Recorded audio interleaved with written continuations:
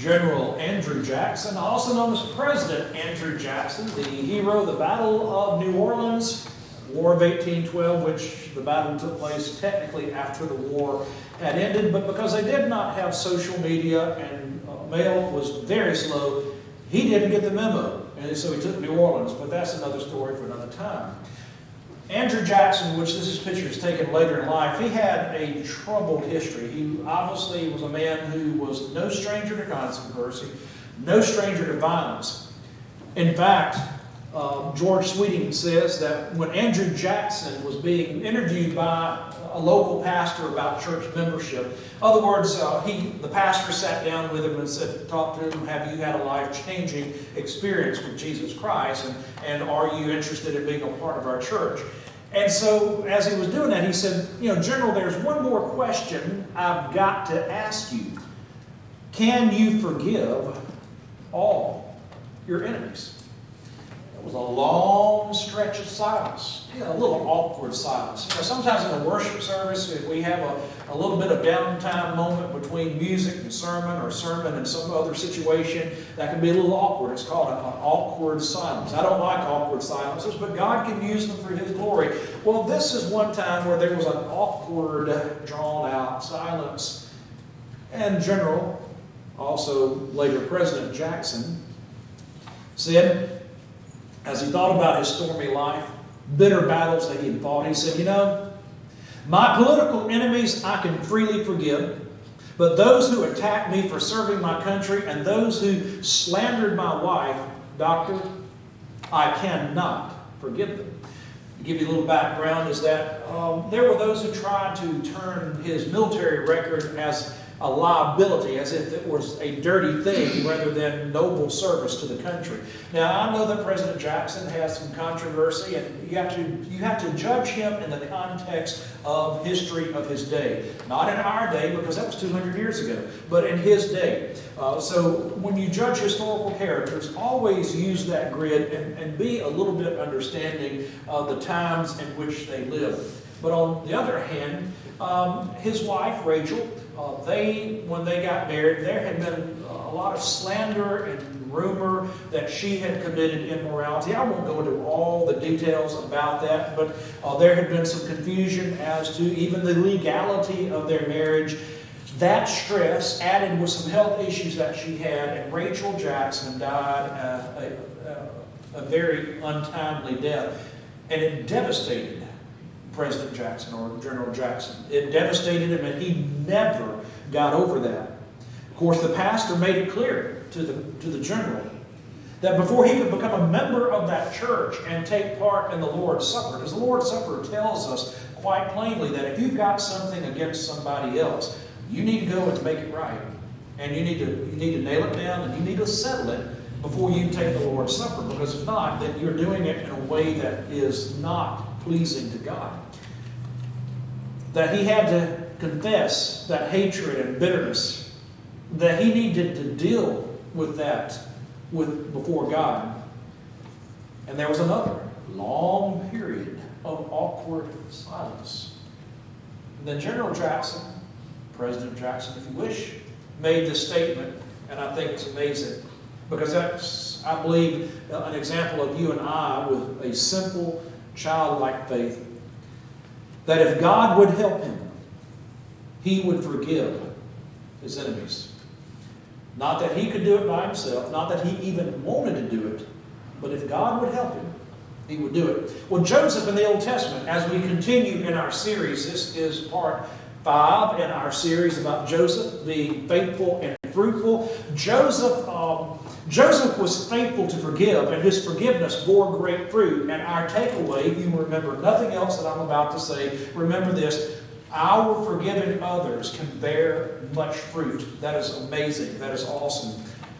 Joseph understood what hurt and anger was. He was betrayed by his brothers who sold him into slavery. He got sold a second time. And then he's in the house of Potiphar. And when he's in the house of Potiphar, he runs away from temptation, and yet he is falsely accused of immorality by Mrs. Potiphar. Again, I won't belabor that point. I'll let you read for yourself on that. He is put into prison for a crime he did not commit. And then when he finally has an opportunity to talk to people who work for the Pharaoh, the cupbearer, which is a very important position, and then the baker, okay, but not the candlestick maker. I'll let you think about that. But butcher, the baker, the candlestick. Okay, y'all would know those old nursery rhymes, I guess. I won't quit my day job. Thank you. All right, so with that said, when he had this opportunity to talk to those two, he explained their dreams because God had given him the ability to interpret dreams. That was his superpower, if you want to use that term loosely. And so he tells the cupbearer, he says, when you go back to working for the Pharaoh in about 3 days, remember me. I'm innocent. I don't belong here. Help me. In essence, that's my paraphrase. You know what? He was forgotten about for over 2 years. So he had to stay down in the dungeon, in the desert, until God's timing was right. So Joseph had every reason to be bitter, to be angry, to be vengeful. And then finally he's out of prison. He's able to impress the Pharaoh that he's the man with a plan, that he's going to be able to help rescue the country from 7 years of a famine crisis. They have 7 great years of harvest, and then there's going to be 7 terrible years that are going to be so bad that people are going to not even remember what good times were. And he has a plan to prepare for that, to save the nation. And as he's in the process of doing that, as the early days of the famine finally begin and he's selling grain, who should come before his court as prime minister? His brothers. Now, they don't recognize him. They've spent 20 plus years. They don't recognize Joseph one bit. But he knew them. And he had every opportunity to say, I'm going to really get them tonight. I'm going to make sure that they suffer. If somebody hurt me bad enough, there's a human side of me that I might want to come down hard and say, yeah, I will learn you one. But I would hope and pray that I would be more like Joseph and say, oh God, help me to not learn them one, but Father, help me to forgive as you have forgiven me. And Joseph chose a different and better route. He chose to forgive the unthinkable. He chose to forgive what you and I would consider the unforgivable. Forgiveness is a big deal. And we all need forgiveness. We all want forgiveness. Maybe some of you tonight need forgiving. Maybe some tonight need to forgive. When we are forgiving, when we forgive that other person, it's not so much that the other person deserves it, because you and I don't deserve God's forgiveness. But when we forgive, that's when we are most like Jesus Christ. Honoring the Lord, because the other person doesn't deserve it, but we show grace and mercy and compassion to them. Our forgiveness is grounded and founded on the love of Jesus Christ, who forgave our sins. And when we're faithful to forgive others, not the little easy things. I'm talking about the hard things, the gut-wrenching things, the things that are unfair, but you are able and willing to forgive. You're going to be able to be fruitful. Our Bible tonight, we'll be reading first from Genesis 42, verse 7. Genesis 42, verse 7. As you turn there, or listen carefully, Joseph saw his brothers and recognized them, but acted as a stranger to them, and spoke roughly to them. He's putting on an act, because he's testing their character. Then he said to them, where do you come from? And they said, from the land of Canaan to buy food. So Joseph recognized his brothers, but they did not recognize him. He put them through a series of tests. Now, when I taught Old Testament survey in high school, I can't help but sometimes wonder if there's maybe just a little bit of payback right there, because he tests them in the same way they had messed with him. He makes them kind of sweat. When he basically is going to, he puts them in prison for 3 days. They don't like that. He brings them out, says, listen, I'll let you go home, but you got to let one of the brothers stay. So one of the brothers ends up having to stay. And a later trip back, when they come, he says, you're going to have to leave your youngest brother, or you're not going to see my face. And so he's willing to let them go. He gives them their grain bags back. He's kind of messing with their minds, but it's not so much, I'm getting you. No, that's not it. He's testing their character. Are these the same scoundrels, the same people that he dealt with when he was young, or have they changed? And then when the youngest brother, his actual brother by his mother Rachel, when the Joseph's special cup is found in the grain bag, The other brothers, they tear their clothes. They're like, we don't know what to say. There's no way. I just give up. In fact, Judah, who was one of the brothers who wanted to have killed Joseph earlier, he's begging Joseph, although he doesn't know Joseph, he knows him as Zaphenath-Paneah, that is the prime minister of Egypt. He's begging for, he said, listen, take me, take my sons, let me stay here, but please, if you keep my youngest brother Benjamin, our father Jacob is going to die. And then at that moment, Joseph just cannot handle it anymore. And he finally breaks down and he says, I am your brother Joseph. And there's a reunion. But here's the story I want you to hear as we think about two things in just a moment. In Genesis chapter 50, which is our text, our main text for tonight, Genesis chapter 50, looking at verse 15 through 21. Genesis chapter 50, verses 15 through 21. When Joseph's brothers saw that their father was dead, that is, Jacob had died. This has been many, many years after they all moved to Egypt. Many years after Joseph had allowed them to be able to come and live in the land of Goshen. Their father was dead. They said, perhaps Joseph will hate us and may actually repay us for all the evil which we did to him. So they sent messengers to Joseph, saying, before your father died, he commanded, saying, thus you shall say to Joseph, I beg you, please forgive the trespass of your brothers and their sin, for they did evil to you. Now, please forgive the trespass of the servants of the God of your father. And Joseph wept, that is, he cried when they spoke to him. Then his brothers also went and fell down before his face. In other words, they're lying on their faces in front of him. And they said, behold, we are your servants. And Joseph said to them, do not be afraid, for am I in the place of God? But as for you, you meant evil against me, but God meant it for good, in order to bring it about as it is this day, to save many people alive. Now therefore, do not be afraid. I will provide for you and your little ones. And he comforted them and spoke kindly to them. Two things I want you to see tonight. First, forgiveness by Joseph bore the fruit of freedom from bitterness. Joseph, by forgiving and affirming his brothers, he is free himself from any bitterness. He's not going to be a slave to it.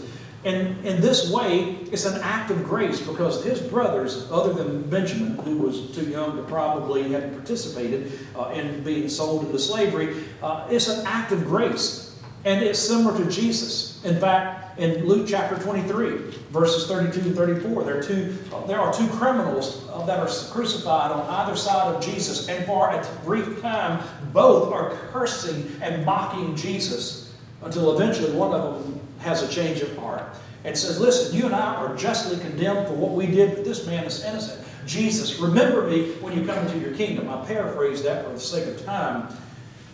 Jesus said in Luke chapter 23, verse 32 through 34, Father, forgive them, for they do not know what they do. It's not so much the two criminals. Yes, he's praying a prayer for forgiveness for them too. But for the Roman soldiers who have crucified him, for the Jewish leaders who were responsible for all his pain and suffering, in fact, for the very crowd that's standing there watching him hang in the most humiliating way possible.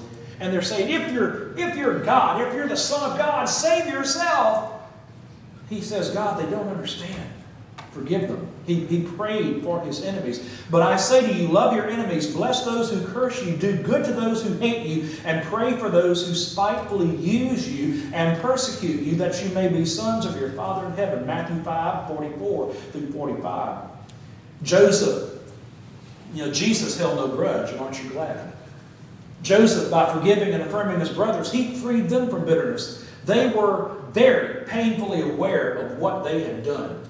They lived with that every day for 20 plus years. I suspect that while they might have had a few good days in there, I suspect that each day had a measure of bitterness. Sometimes when we've done something wrong and we hold on to it, and especially when we have maybe wronged somebody and we're too proud to go to somebody and say, I'm sorry or forgive me.